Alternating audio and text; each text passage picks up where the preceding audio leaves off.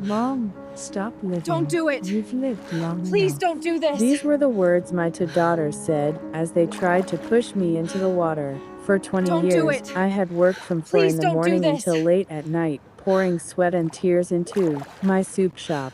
With that Don't do sacrifice, it! I raised my Please 3 don't do children, this! putting them all through university. One became a pharmacist, another a public Don't servant. do it! And yet, this is what they Please don't said to do their this! mother. My name is Kang Young Ja. I am 59 years old. At 4 in the morning, I wake up without fail. My body's clock is more precise than any alarm. In the darkness, I quickly put on my clothes and head to the soup shop. For 27 years, this routine has never changed. As I step into the market alley, my little space awaits me. The signboard may be old, but to me, it is a precious place. The very first thing I do each day is check the beef bone broth, simmering since the night before. The rich, savory aroma fills the shop. When I lift the lid, I see the white broth, bubbling gently. Just breathing in that scent makes me feel the day has begun. There's a phrase I always say, the lid of the earthen pot. I have to close it myself to feel at ease. If I leave it to others, I feel uneasy. I taste the broth, adding soy sauce and salt little by little. It's the flavor built up over 27 years. I keep adjusting until the balance feels just right on my tongue. I check the gas flames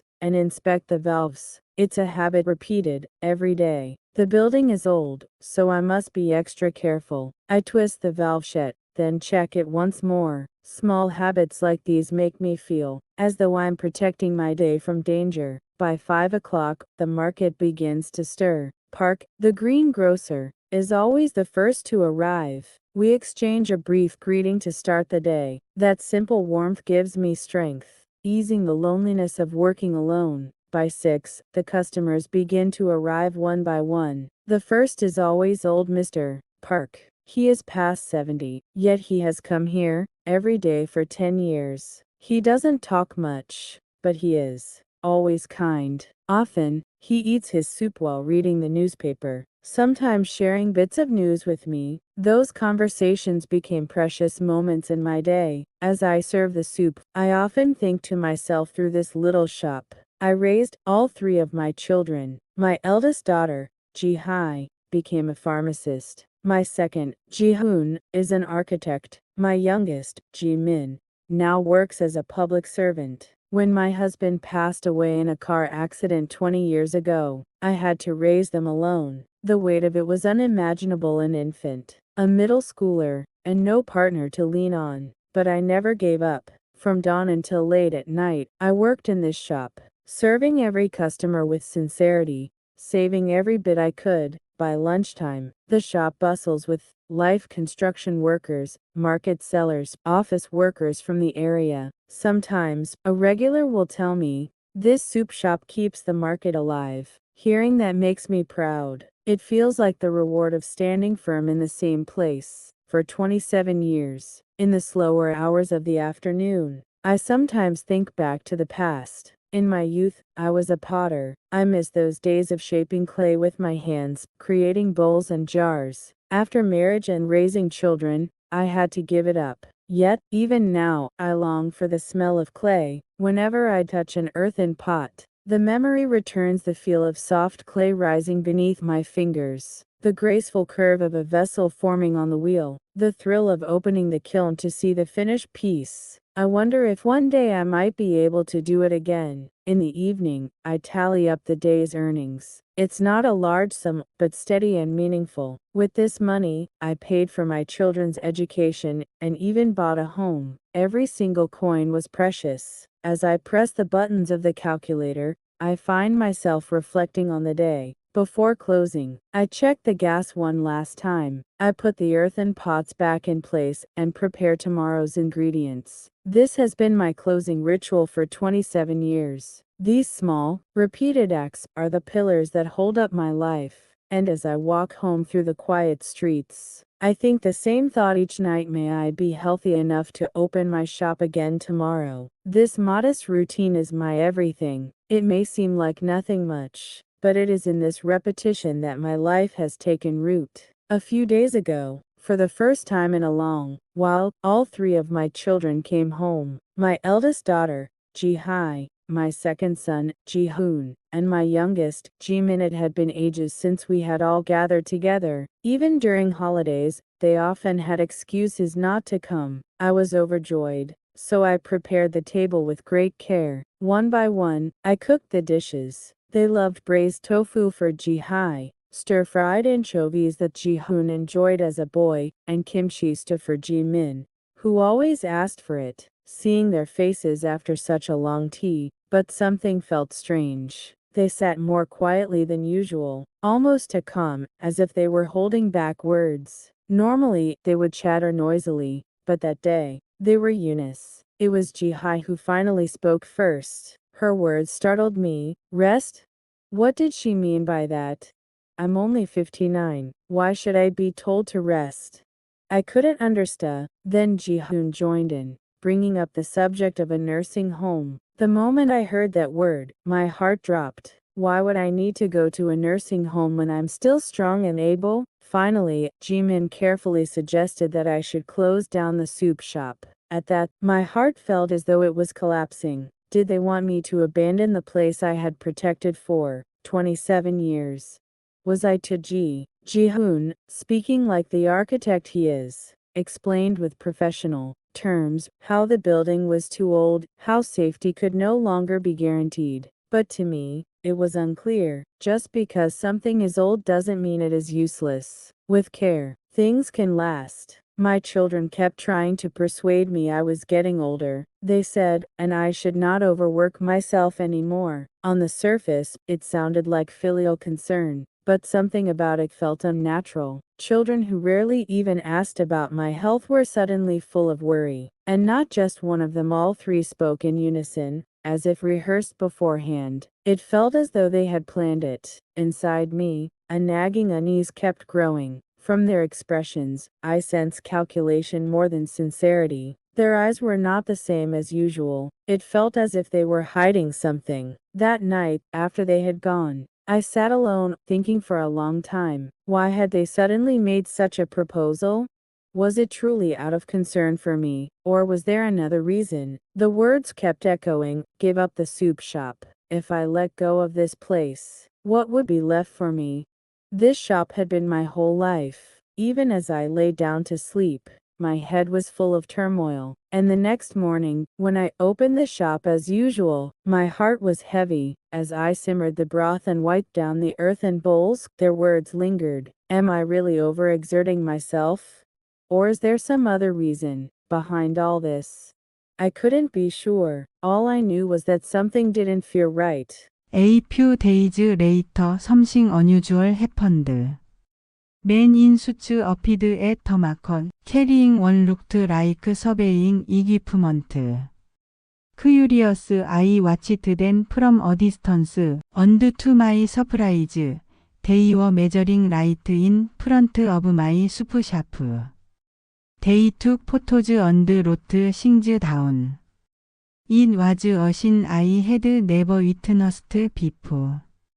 Puzzled, I asked Mr. Park, the GRENGROCR, if he knew what was going on. His answer made my heart pound. He mentioned redevelopment.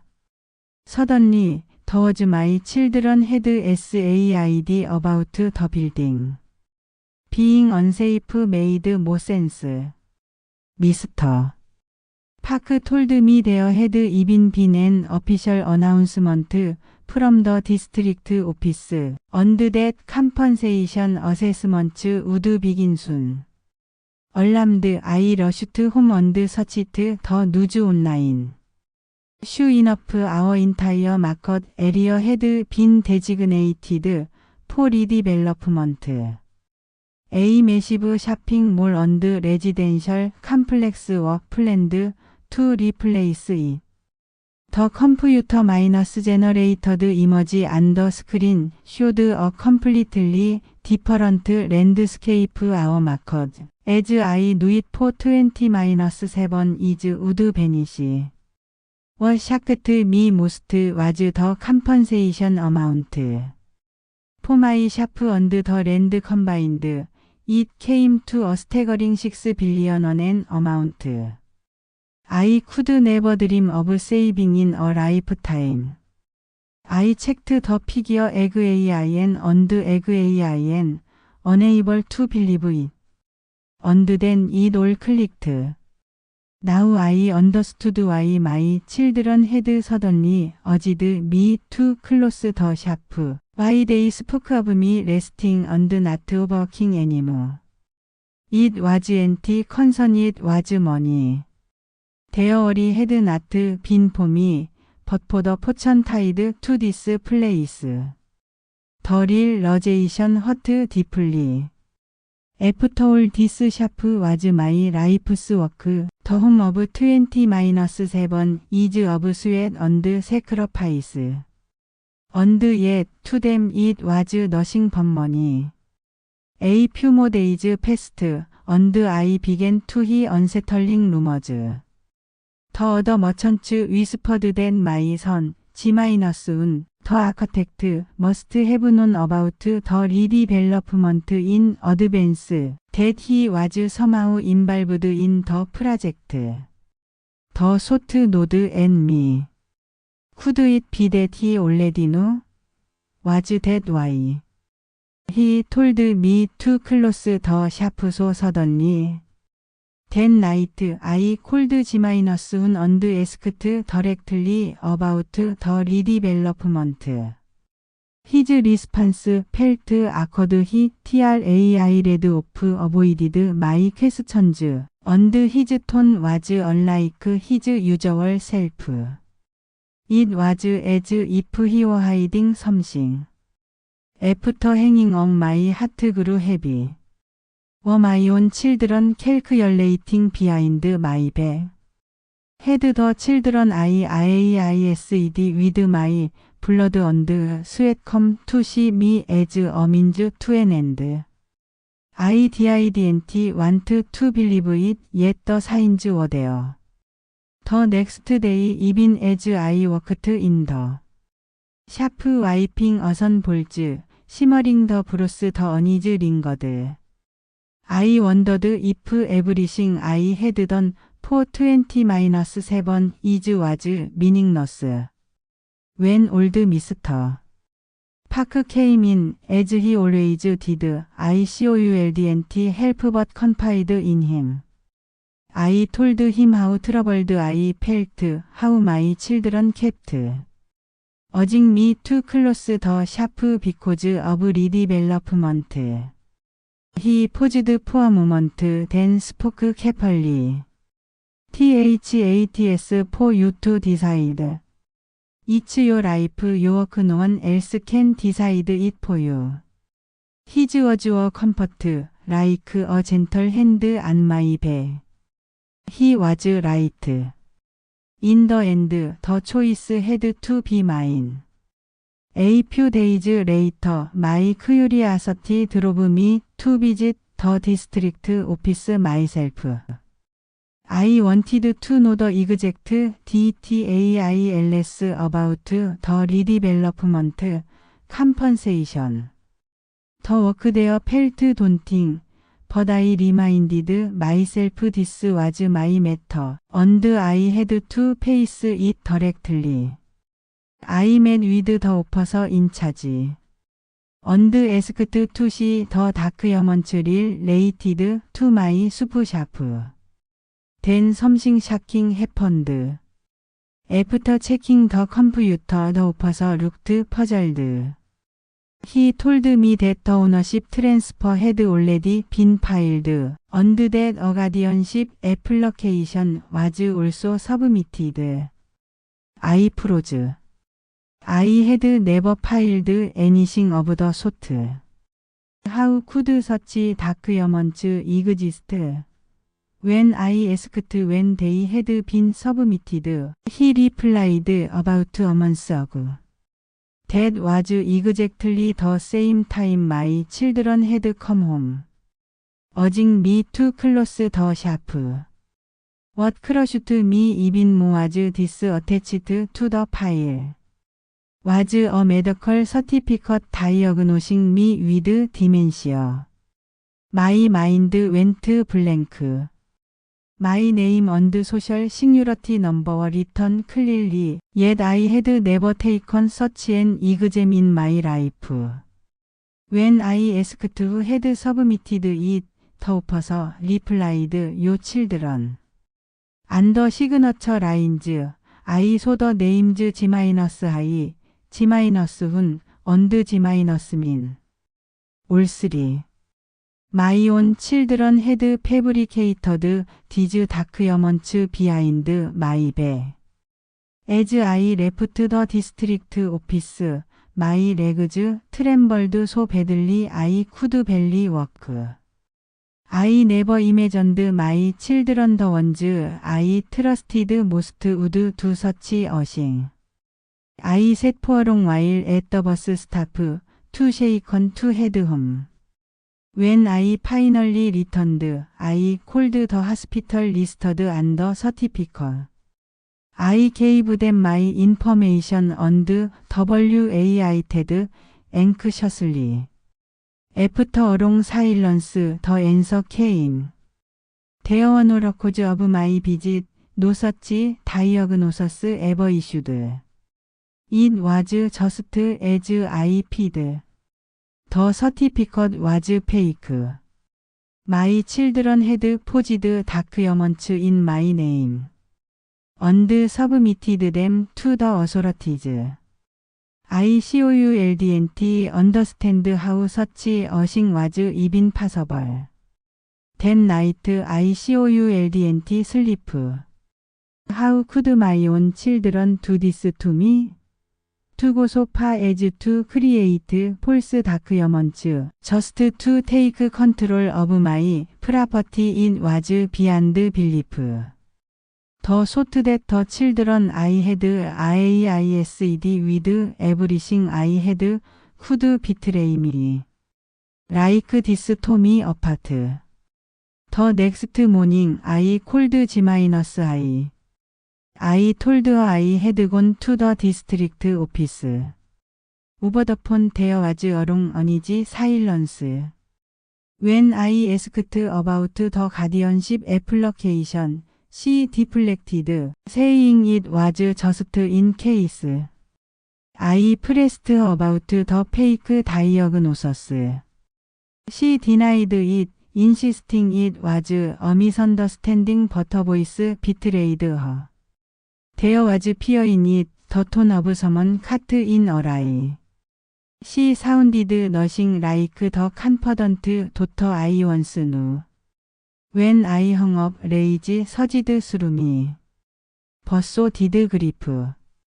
I had poured 20-7 years of sweat into that soup shop, IAIing them, paying their way through university. And this was what I received in return. Touching the ocean parts, I muttered to myself the words I had always lived by, the lead of the part I must close in myself to feel at ease. Once again, I understood my life, my choices must be mine alone. From that day I became more cautious. I didn't know what else my children might attempt.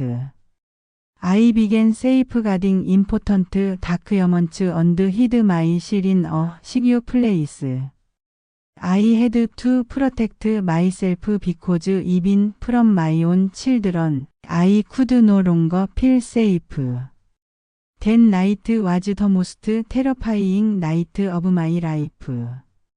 As usual, I was closing up the soup shop. I checked the gas valve one last time, put away the ocean parts, and went over the supplies I would need for the next day. It was the same closing routine I had followed for 20-7 years. But just as I was about to head home, I noticed something strange. There was a smell gas. I was shut AIN, I had shut the valve, so how could there be a leak? Worried I went back inside to check. The smell was stronger inside. When I examined the valve, I saw that it was slightly open. I was sure I had closed it. As I reached out to tighten it, a sudden spark appeared from somewhere. In an instant, there was a small explosion. Thankfully, it didn't spread into a large fire, but the shock knocked me to the ground. My eyes rang, and the smoke made it hard to breathe. As my vision blurred, I heard a voice calling out to me. Madam, are you all right? It was old Mr. Park. I had no idea why he was there at such an hour, but I was grateful beyond words. He helped me outside and called emergency services.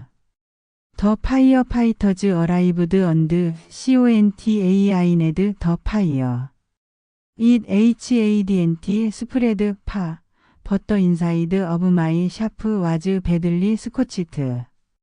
In a matter of minutes, the place I had protected for 20-7 is was left in ruins. At the hospital, doctors examined me. Luckily, I had no major injuries. My throat hurt from inhaling smoke, but my life was not in danger. Still, the wound to my heart was far deeper. I kept asking myself, how could this have happened? Mr. Park stayed by my side the entire time. Usually a quiet man, that night he spoke more than ever. He reassured me, saying it was okay, that I could start again, and that one mattered most was that I was alive. His words were comfort. Later, a firefighter explained the cause a gas leak leading to an explosion. But then he frowned. He said it was strange. Everything looked well minus maintained. So he couldn't understand how such a thing had happened. I thought too. I had shut the valve, as I always did. Why had it been open? I had checked it so carefully, just as I always did. A chilling thought crossed my mind. What if someone had done it deliberately? That night, my children rushed to the hospital when they heard the news.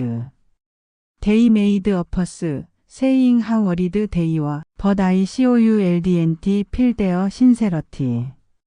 G-min in particular looked relieved once he confirmed I was safe. But something about the look on his face unsettled me. A few days later, they visited AIN. They said that after this accident, it was obvious I needed to give up the shop. For SAFETY's sake, they insisted I should quit. The timing was almost too perfect. But I had no intention of giving up. I couldn't just walk away from the place. I had kept alive for 20-7 years. Even if there had been an accident, I wanted to rebuild and continue. Mr. Park spoke quietly to me then. He said accidents like this don't always happen by chance, and that I should be careful. His words only deepened my suspicion. Could it be that someone had done this on purpose? A few days after the accident, Mr. Park asked to meet me privately. We met at a quiet room, and his face was more serious than I had ever seen. Then he revealed something completely unexpected. Mr. Park's true identity was that of a retired judge. He had worked in the courts for over 20 years before retiring and moving to this neighborhood. That explained why he always seemed to know so much about the world and its affairs. Madam, this incident needs to be examined from a legal standpoint, he told me. His words startled me. Legally? I had only thought of it as an accident. With his help, we began to investigate further. First, we inquired with the insurance company and uncovered a shocking fact. A life insurance policy worth 600 million won had been taken out in my name. The beneficiaries were my 3 children. I had never signed up for such a policy. I had no idea when, how who had done it. The documents bore my signature, but the handwriting was slightly off, not quite mine. We looked deeper into the hospital that had supposedly issued my dementia diagnosis.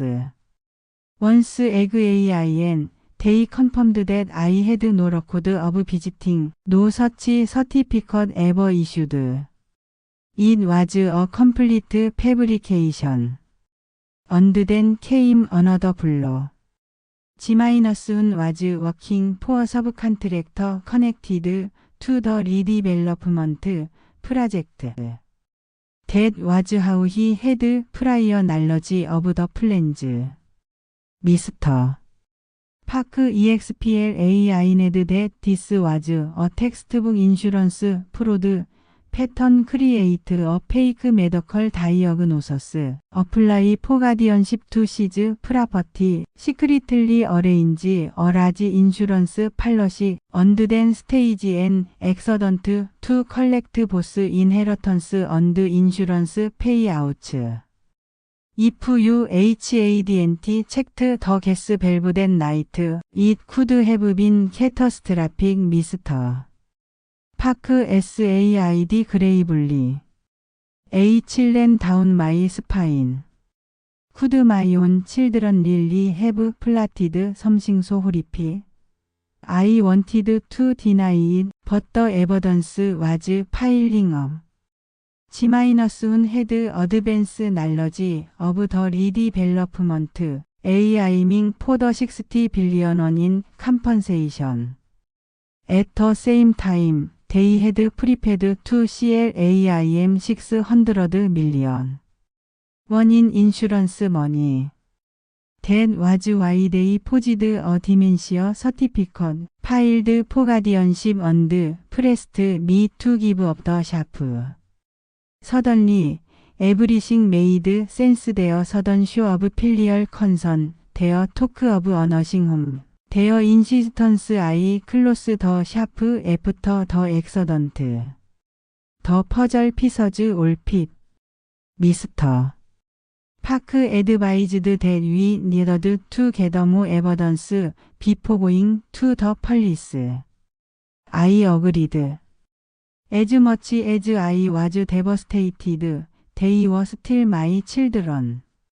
I couldn't act rashly. Over the next few days, we uncovered decisive proof. CCTV footage from the time of the insurance enrollment, communication records with the broker, who forged the medical certificate, and financial transactions between G-1 and the redevelopment company. Now there was no room for doubt. My children had truly intended to kill me for 60 billion. One in redevelopment, compensation, and 600 million in insurance payouts. A total of 60-6 billion won.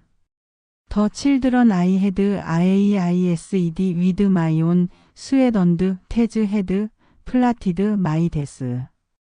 I never imagined such a nightmare could come from my own flesh and blood. Even after Mr. Park helped me get all the evidence, I still hesitated. No matter what they had done, they were still my children and reporting them to. The police was not an easy choice. Seeing my struggle, Mr. Park suggested another path. Why not show people who you truly are? He said. I didn't understand at first. He explained that I should reveal the fact that I used to be a potter. He had once seen some of my work, and after carefully looking at the balls I used in the shop, he realized they were crafted by skilled hands. I was astonished. No one else had ever noticed, but he had. From my younger days, I still had a few pieces left from my pottery workshop. Mr. Park reached out to journalists on a TV station, introducing me as a woman who had run a soup shop for 20-7 years, while secretly living the life of an artist. The broadcasters showed interest. A few days later, a TV crew came to my shop. They looked at the Smoke-Street AINED words from the recent accident with sympathy, but when they saw me cooking soup in the bowls I had made myself, they were amazed. These bowls are like works of art, one of them said. Yes, I answered softly. I used to do pottery when I was young. With the cameras rolling, I shared my story how I lost my husband and AISED 3 children alone. How I sacrificed my dream to survive, how I kept this shop alive for 20-7 years, and how I never truly gave up on my art. When the broadcast AI read, the response was overwhelming. On social media, my story spread quickly, and countless people sent me messages of support. I thought she was just a soup shop owner, but SHESN artist, read one comment among many. Young people began visiting the shop, wanting to see both the soup and the handmade bowls. Even though the shop was still scarred from the fire, they didn't mind. In fact, they seemed to love it even more. Thanks to the broadcast, public opinion turned in my favor. Many people expressed regret that such a place might disappear because of redevelopment. But my children, on the other hand, seemed shaken. Things weren't going according to their plan. The revelation that I was not just a shopkeeper, but also an artist made everything more complicated. Mr. Park told me that now with public attention, the police and prosecutors would no longer be able to brush things aside. They would be forced to investigate thoroughly. Then came an even bigger twist. While checking my phone, I discovered an old voice recording saved there. It turned out to be a decisive piece of evidence. My children's own conversation cut in full. Let's finish it tonight. Tomorrow we'll start filing the insurance CLAIM. Did you check the CCTV? It's a blind spot, right? Don't worry. The plan is perfect. Every word was captured in that recording. It was undeniable proof. That was when I finally made up my mind. No matter that they were my children, what they had done was unforgivable. They had to face the judgment of the law. Together with Mr.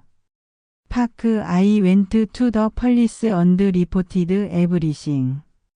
We handed over the recording, the forged medical certificate, the insurance papers, and evidence of the leaked redevelopment plans. The police SAID it was more than enough. A few months later I stood in court. From the witness stand, looking at my children was appealing beyond words. To see the very children I had IAISED sitting in the defendant's seat, it was still hard to believe. The prosecutor presented all the evidence. When the recording was played in the courtroom, the audience murmured in shock. It was my children's voices discussing the plan to kill me. My eldest daughter, G-I, was sentenced to 3 years in prison for conspiracy to commit insurance fraud. My second son, G-Un, received 4 years for leaking redevelopment information and forging documents. My youngest, G-Min, was sentenced to 2 years as an accomplice to attempted murder. Even after the trial ended, my heart was heavy. Justice had been served, but it meant my children were going to prison. Still, I told myself it was the natural outcome. They had committed unforgivable crimes. The fraudulent 6-100-1 insurance policy was cancelled, and I was refunded the premiums that had been paid. I was also able to receive the 60-1 redevelopment compensation legitimately. With that money, I made a new start. I moved to a larger location and reopened my shop under the name Young-Jess Pottery Soup.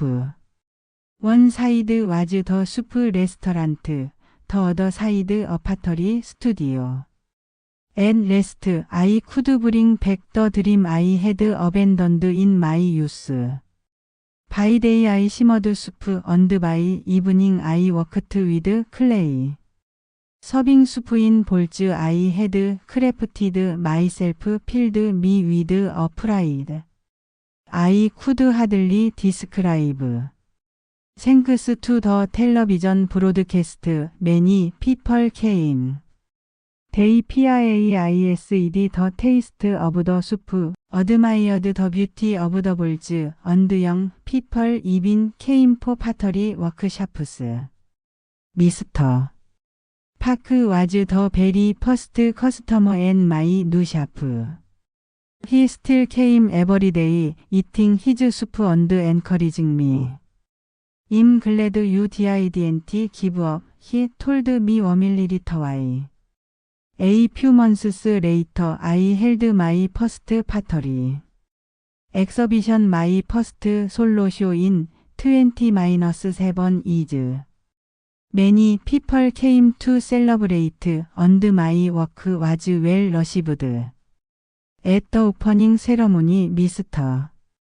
Park gave a congratulatory speech. He began with words that moved me deeply. The son part remembers the touch of its master's hands. It was a phrase I had often said myself, and he remembered it. Ms. Kang Young-ya has never once given up in 20-7 years. The parts she has crafted carry sincerity and love within them. Hearing those words brought tears to my eyes. All the ease of hardship suddenly felt worthwhile. Seeing me begin anew at 50-9 gave many people courage. They said I had shown them that age is just a number, and that if you didn't give up on your dreams, one day they can still come true. Even now I wake up at 4 every morning to boil the beef bones. It's a habit unchanged for 20-7 years. But now I carry a bigger dream in my heart. To open young-jazz pottery soup shops across the country. As I close the lid of each pot, I remind myself once more I must be the one to close it, or I cannot rest easy. My life has been the same. Only when I choose and decide for myself does it truly become my life. I still think of my children sometimes. I hope that one day they will truly repent, and that we might meet again. But until then, I will walk my own path, the second life I began at 50-9.